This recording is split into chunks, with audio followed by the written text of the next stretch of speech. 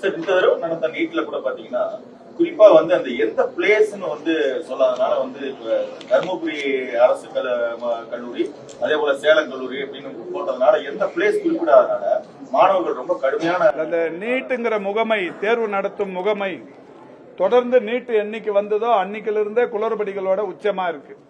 கடந்த ஆண்டு கூட உச்சநீதிமன்றத்தின் மிகப்பெரிய அளவிலான அந்த தாக்குதலுக்கு உள்ளாகி இருக்கிறது அந்த முகமை. ஏகப்பட்ட தேர்வு மையங்கள்ல திரும்ப ரீ எக்ஸாமினேஷன்லாம் கூட கால்பார் பண்ணிட்டாங்க லாஸ்ட் இயர். அது மட்டும் இல்ல, இந்த வருஷம் எல்லாத்துக்கும் மேல ஒரு மிகப்பெரிய கொடுமை, இளம் பெண்களின் தாலியை கூட வெளியில் கழட்டி வைத்து விட்டு தேர்வுக்கு செல்ல வேண்டும் என்கின்ற வகையிலான கெடுபிடி. அதுல தமிழ்நாட்டில் ஒரு செய்தியை பார்த்தோம், கணவனே தன்னுடைய மனைவியின் தாலியை எடுத்து வெளியில் வைத்துவிட்டு தேர்வுக்கு அனுப்பியது. இந்த மாதிரி ஒரு கொடுங்கோன்மை மனத்தோட கொடுங்கோன்மை நிலையோட அந்த தேர்வு நடைபெற்றுக் கொண்டிருக்கிறது. எனவேதான் மாண்புமிகு தமிழ்நாட்டின் முதலமைச்சர் நீட்டு விலக்கு என்பதில் உறுதியாக இருக்கிறார். சார், இந்த தமிழகத்தை பொறுத்தவரைக்கும் குழந்தை பிறப்பு சதவீதம் ரொம்ப குறைஞ்சிக்கிட்டே வருது சார். இப்ப இம்ப்ரூவ் பண்றது ஏதாவது? ஏன்னா வட மாநிலங்களை பொறுத்தவரை இந்த குழந்தை பிறப்பு அதிகரிச்சுக்கிட்டு இல்ல, இப்போ அந்த மாதிரி இல்ல.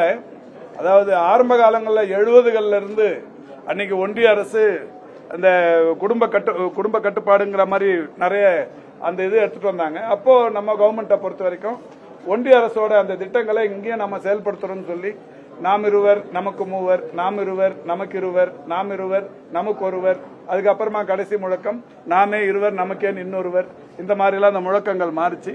இன்னைக்கு அதெல்லாம் மாறி எல்லாரும் அவங்களுக்கு எத்தனை தேவையோ குழந்தைகளை ஆமா ஏஆர்டி மையங்கள் அது மாதிரி நிறைய வந்துருச்சு. அதனால அது மாதிரி எந்த தட்டுப்பாடும் இல்லை.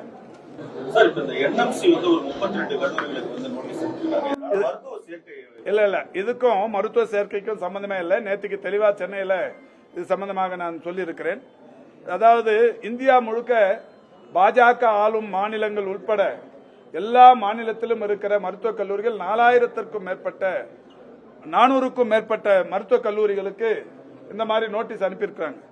நோட்டீஸ் அனுப்புறதுங்கிறது இந்த வருஷம் மட்டும் புதுசு இல்ல, வருஷா வருஷம் அனுப்புவாங்க. என்னன்னா சின்ன சின்ன விஷயங்கள். இப்போ ஒரு மருத்துவக் கல்லூரிக்கு வந்தாங்கன்னா ஒரே ஒரு சிசிடிவி கேமரா இந்த பக்கம் பார்க்க வேண்டியது அந்த பக்கம் திரும்பி இருந்தா அதுக்கு ஒரு நோட்டீஸ்.